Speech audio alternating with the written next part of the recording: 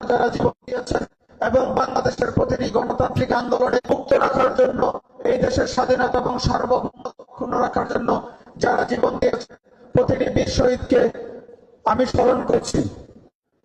আজকের দীপশিখা ত্রৈমাসিক ম্যাগাজিনের চলে যায়। 1971 সালের মুক্তিযুদ্ধে বাংলাদেশের অত্যন্ত স্মৃতি বিজড়িত একটি জায়গা হচ্ছে রৌমারী।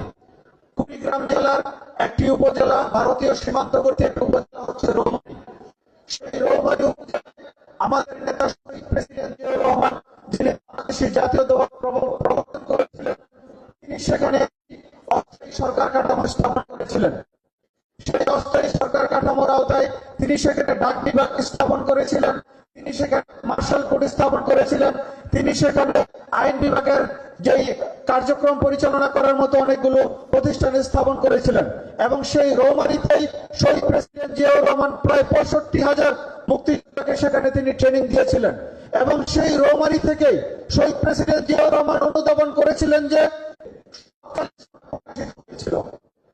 আমরা দেখেছি স্বাধীনতা পরবর্তী সময়ে বাংলাদেশ অনেক কিছু দেখেছি। বাংলাদেশের বর্তমান প্রধানমন্ত্রী একটি পত্রিকা সম্পাদক হিসেবে দায়িত্ব পালন করেছিলেন।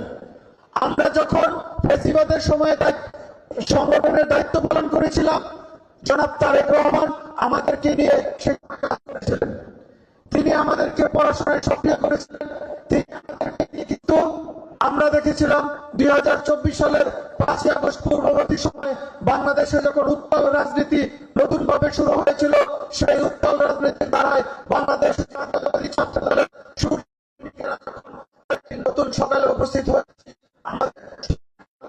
বাংলাদেশ সাজানো হচ্ছে, একজন নতুন প্রধানমন্ত্রী পেয়েছে। সবসময় জনগণকে পছন্দ করে এই প্রধানমন্ত্রী বাংলাদেশের মানুষের মিশে যাওয়ার জন্য তিনি রাষ্ট্রীয় প্রোটোকল প্রত্যাখ্যান করে তিনি সরাসরি মানুষের সাথে যেন রাস্তার সেই রিক্সাওয়ালার সাথে যেন কথা বলতে পারেন, রাস্তার সেই মুদি দোকানদারের সাথে যেন কথা বলতে পারেন, সেই ব্যবস্থা তিনি নিয়মিত করছেন। চেয়েছিলাম যে বাংলাদেশের ভিতরে কোনো পার্থক্য থাকবে না এবং বাংলাদেশের প্রধানমন্ত্রী জনাব তারেক রহমান জনগণের সেই আকাঙ্ক্ষাকে তিনি বাস্তবায়ন করছেন। প্রিয় উপস্থিতি, বাংলাদেশের নতুন সরকার আসলো, নতুন দল ক্ষমতায় আসলো, জনগণের প্রত্যক্ষ ভোটে নির্বাচিত হলো, কিন্তু আপনারা কি দেখেছেন বাংলাদেশে কোন ক্যাম্পাস বাংলাদেশ জাতীয়তাবাদী ছাত্র দল দখল করেছে? সরকার আসার পরে বাংলাদেশে কোন ক্যাম্পাসে একটি বিশৃঙ্খলা হয়েছে আপনারা দেখেছেন? বাংলাদেশের প্রত্যেকটি ক্যাম্পাসে একটি অবস্থা বিরাজ করছে। বাংলাদেশ জাতীয়তাবাদী ছাত্র দল যদি চাইতো বাংলাদেশের প্রত্যেকটা ক্যাম্পাসে হলগুলো দখল করে বাংলাদেশে চালু করার যে প্রয়াস সেটা করত, কিন্তু বাংলাদেশ জাতীয়তাবাদী ছাত্র দল বাংলাদেশের সকল ক্যাম্পাসগুলোকে উন্মুক্ত করে দিয়েছে। যেভাবে আমাদের এই সরকার ক্ষমতা আসার আগে ছিল, ঠিক সেইভাবে সরকার আসার পরেও কিন্তু ঠিক আমরা সেইভাবে সহাবস্থানের রাজনীতি করছি। বন্ধুরা, আমরা কয়েকদিন আগে দেখলাম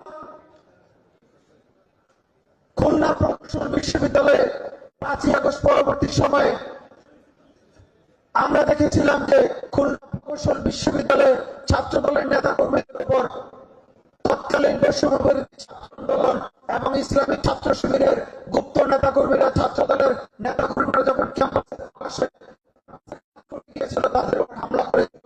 পরবর্তীতে সেই ড্রাইভার ছাত্র দলের উপর চাপানোর অনেক চেষ্টা তারা করেছে। আমরা দেখেছিলাম খুলনা প্রকৌশল বিশ্ববিদ্যালয়ের যে ভাইস চ্যান্সেলর ছিল, সেই ভাইস চ্যান্সেলরকে হিস্ট্রে মেরে ঘাড়ে থুতু দিয়ে ক্যাম্পাস থেকে সেই ছাত্র শিবির এবং বৈষম্যবিরোধী ছাত্র আন্দোলনের